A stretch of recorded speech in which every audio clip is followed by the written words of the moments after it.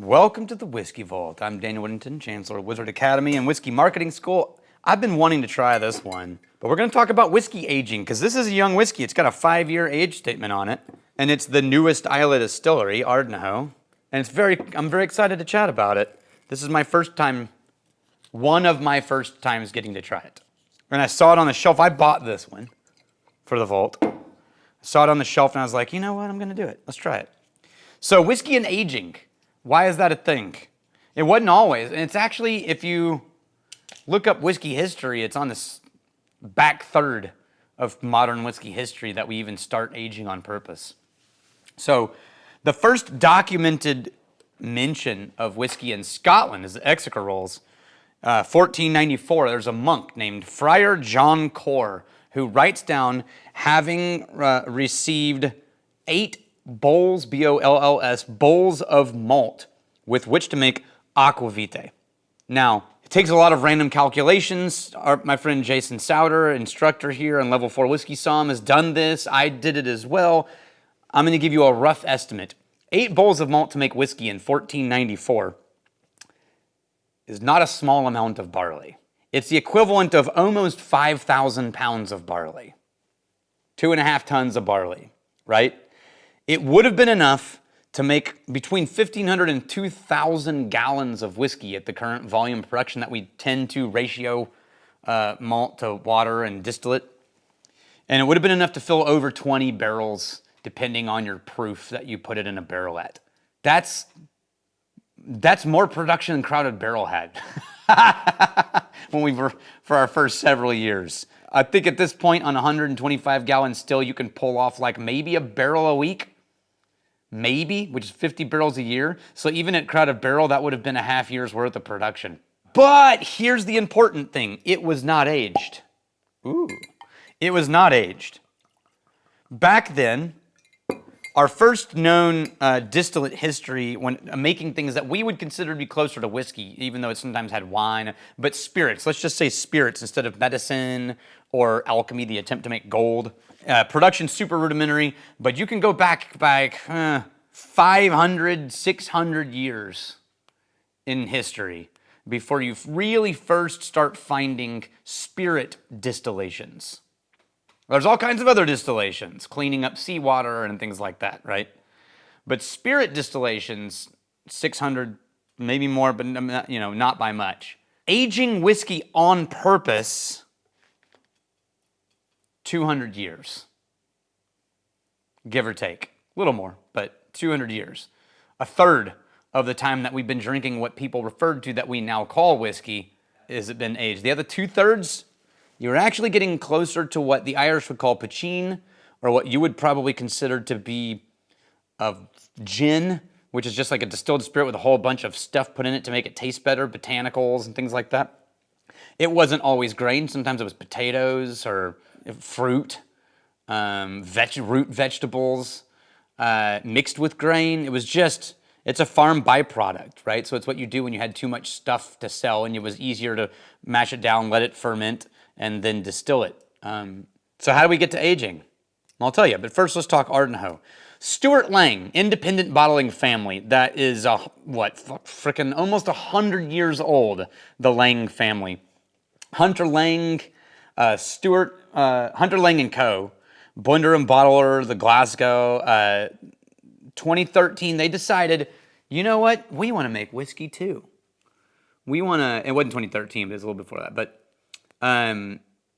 they've got, 50 to 100 years worth of experience in the whiskey industry, but it's almost all entirely under independent bottling. So we want to make our own stuff. And so what they decide to do is to open up a distillery on Islay, 2015, which means they're 10 years old now. And the most recent new distillery was Killoman, which is 2005. So it's 2005, 10 years later, Ardnahoe. And they open up on the northeast coast, sort of northeast of the island. Pretty much, it feels like everywhere on Islay is coastal, even though you've got the middle of the island. But Loch Ardnahoe is their water source, and they start making it for real. And I think if you read early interviews, they talked about maybe releasing a 3-year-old, 4-year-old whiskey, but they waited until 5. So they made some choices here already, and this is the inaugural release, this is the first one, guys, a 5-year-old whiskey from a first new distillery in Islay since 2005 in Killoman. Distillation for them began in 2018. They filled it in November of that year. So we're 7 years old potentially, and this has a 5-year age statement. It could have some of those 7-year-old barrels in it. They don't say it's a single barrel, so. Ex-bourbon, ex-oloroso sherry. I'm excited. Are you excited? You should be excited. Ooh, yes. Pungent, new makey, melon, peach, pear, round, funky green citrus. Very fruity, great fermentations. Super smoke ash, long, heavy, rolling smoke cloud. Not briny, though. It reminds me more of Coolila's lightness than it does of like Ardbeg's heavy oil. It's nice nose. Very apple juice. Apples. Yeah. Sweet honey drizzled apple, smoke ash, campfire, malt, barley, kind of new makey, rough barley grain. It's young, but it is very good, and it's a very real quality. And they were not screwing around. They made a very quality whiskey. If you like aged stuff, this is not going to be your cup of tea. It's just a little too young, a little too brash.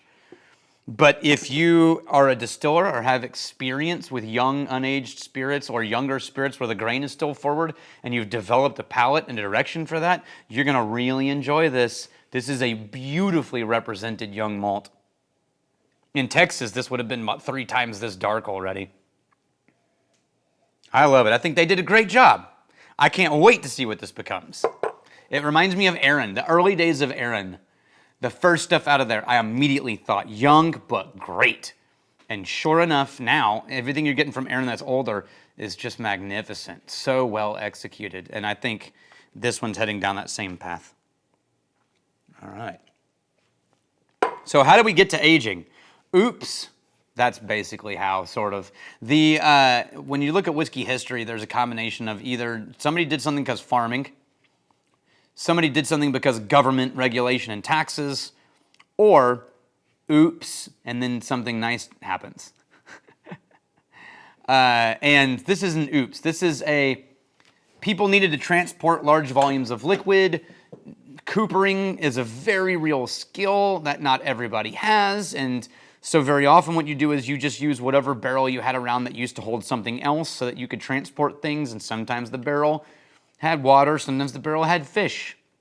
And this is one of the early days of where people started burning and charring out the inside of barrels to kind of try to clean the fishiness out of them, or like whatever it used to hold, and you end up with charred oak, and then they would refill it with whiskey. Well, as trade expanded in the early 1800s, late 1700s, you started getting more and more access to sherry barrels, wine barrels coming from France and elsewhere. And you dump out all the sherry, and now you've got a perfectly usable barrel, and you put a distilled spirit into it to transport it around, and son of a bitch, it doesn't taste amazing. Oops. Same thing happens in America, by the way. We get a whole lot of really young, almost new makers. Remember, the spirit that built America was rum, not whiskey. And then when we couldn't get our hands on rum because, of our small little minor disagreement with our mother country, we switched to rye whiskey. And then as settlers moved into Kentucky, they used corn, and then we get bourbon. But early on, they were putting it in barrels just to ship it down the river to New Orleans or in the Northeast just to move it around. And very quickly, all of a sudden, you get, by the time it ends up in New Orleans, it tastes very different and it's very good. And very early on in the history of bourbon, you start getting advertisers advertising aged spirits. Right? Where did they learn that from? Well, who's using barrels before them? Scotland and Ireland. That's where. So, know when you read your whiskey history, unless what you're reading is 1800s and forward, what people are talking about is nothing you would imagine drinking now. And in the early days, early 1800s, before you had minimum age requirements from like Lloyd George and so on. Most of the whiskey, even if it was aged, was never aged beyond young aged statements. So one of the coolest things about getting an Ardnahoe or an Arran or an early Kilchoman is you are legitimately getting a chance to try malt the way that most people drank it for most of its history. Pretty cool. Cheers to you. I'm really glad you're here. Do you know our YouTube channel now is, I think we're 10 years old or more. We might be more than 10 years old now. So we're an older age statement. If you've been watching us before then, it was, young and new-makey. And now we're a respectable age statement channel. So if you like that kind of thing, like and subscribe.